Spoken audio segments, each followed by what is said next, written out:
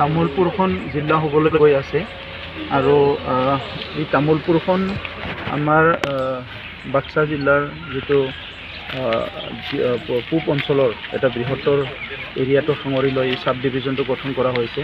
কিন্তু বাক্সা জিলাটো আপুনি যদি গোবৰ্ধনৰ পৰা শুক্লাইলৈকে চাই সেইটো বহুত দীঘল হয় আৰু ইয়াত পপুলেশ্যনো বহুত আছে। সেইকাৰণে এটা নতুন জিলা ইয়াত গঠন কৰাৰ কাৰণে ইতিমধ্যে মুখ্যমন্ত্ৰী ডাঙৰীয়াই ঘোষণা কৰিছে আৰু সেইটো অতি শীঘ্ৰে সেইটো বাস্তৱত ৰূপায়ণ হ'বলৈ গৈ আছে।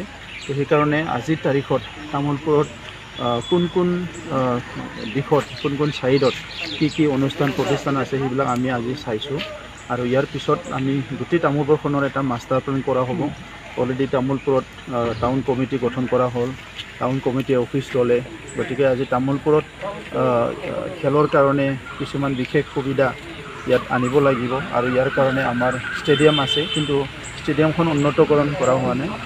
আমাৰ ইয়াত কলেজ আছে দুখন উন্নতকৰণ কৰিব লাগিব, সেইটো কৰা হোৱা নাই। ইয়াৰ লগতে মেডিকেল কলেজ ইয়াত হ'ব।